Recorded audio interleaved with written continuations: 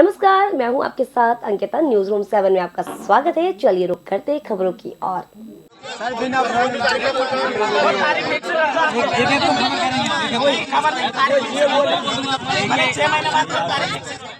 पूर्व में पीएचसी द्वारा भर्ती परीक्षा आयोजित की गई थी, जिसमें दिव्यांगों को नौकरी के लिए स्थान दिया गया था और उसके बाद इंटरव्यू के लिए दिव्यांगों को इंटरव्यू के लिए आज भोपाल बुलाया गया था।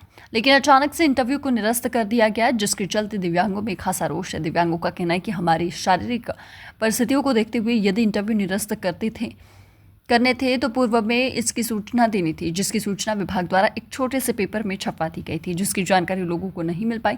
इसके चलते दिव्यांग काफ़ी लोग परेशान हो रही है। न्यूज़ रूम 7 के कैमरामैन हनीफ खान के साथ सऊद सिद्दीकी की रिपोर्ट।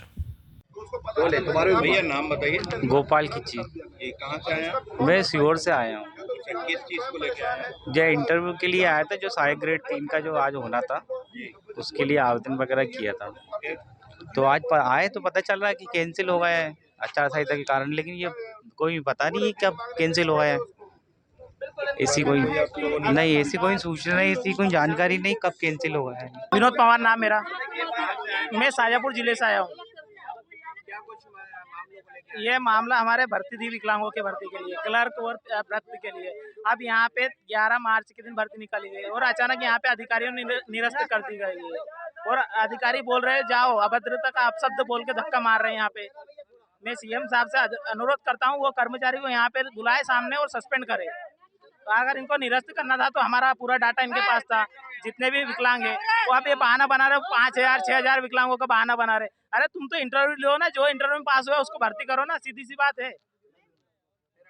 अब हम तो हमारा समाधान चाहते हैं और यहीं पे बैठे रहेंगे। वो बोल रहे हैं भूखे प्यासे आज खाना खिला देंगे। मैं बोल रहा हूँ आपको खाना खाने चलना है मेरे साथ में खिलाता।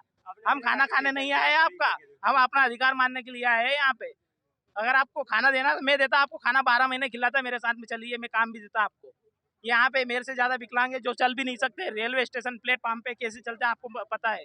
सीएम साहब आपसे हाथ जोड़ के अनुरोध है कि ये ऐसे भ्रष्ट अधिकारियों को सस्पेंड करें तुरंत। नहीं मानी गई।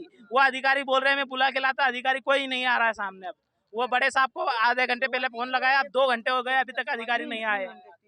फोन अभी सवेरे से भूखे प्यास सब बैठे हैं यहाँ पे। हमारा कदम जब तक हमारा समाधान नहीं होगा, आज इंटरव्यू होना चाहिए। आचार संहिता का बहाना बना रहे।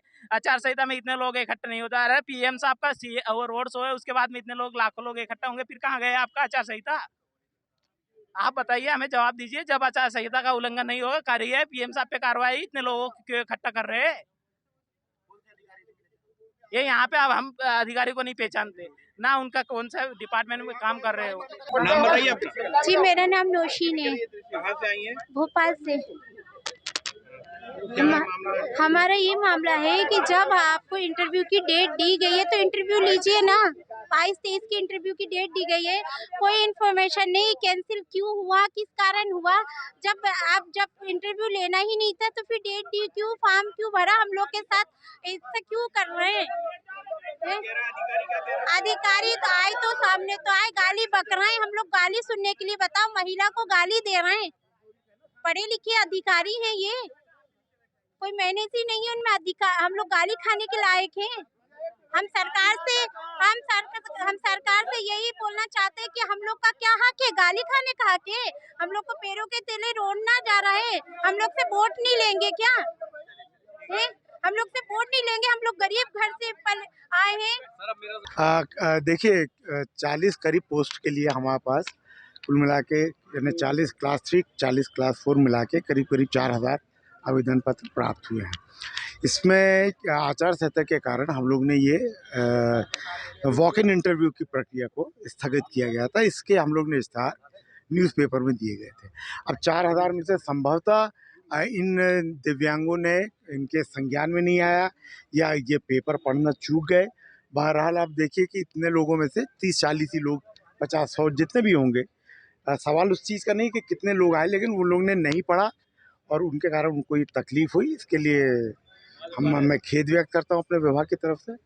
और चूँकि ये हमको उनके आवश्यकताओं के प्रति संवेदन होना चाहिए, इसलिए मैंने उन लोगों से बात करी और उनको आश्वासन दिया है कि चुनाव आचार संहिता के बाद ये चयन प्रक्रिया फिर से प्रारंभ कर दी जाएगी। सर ये हंगामा जो कर रहे हैं तो ये इश्तेहार जो पेपर में दिया गया था निरस्तीकरण का, ये कब किस दिनांक में दिया गया? हम लोग ने 1 तारीख को जनसंपर्क में भेजा था, जनसंपर्क विभाग को दिया गया सर ये कुछ प्रकाशन के लिए। कुछ विकलांगों का ये भी आरोप है कि यहाँ के अधिकारियों ने उनके साथ गाली गलौज की है, महिलाओं का आरोप है। नहीं, अगर उन्होंने जो मुझे एक नाम बताया एक कर्मचारी का, और अगर ये वास्तविकता है तो मैं उसको निलंबन करूंगा। उसका हक किसी को नहीं मिलता कि किसी के साथ भी वो बदतमीजी करे। सर आपका नाम और पद बताइए। शिरीष मिश्रा, मैं प्रमुख अभियंता जल संसाधन विभाग। आज हम मौजूद हैं राजधानी भोपाल के जल संसाधन विभाग पर, जहां पर विकलांग अपनी मांगों को लेकर प्रदर्शन कर रहे हैं। वहीं हम आपको बताते हैं कि आज एक परीक्षा होना थी और यहाँ पर विकलांग पहुंच गए हैं। विकलांग अपनी मांगों को लेकर ये बोल रहे हैं कि यहाँ पर हमको बुलाया गया था,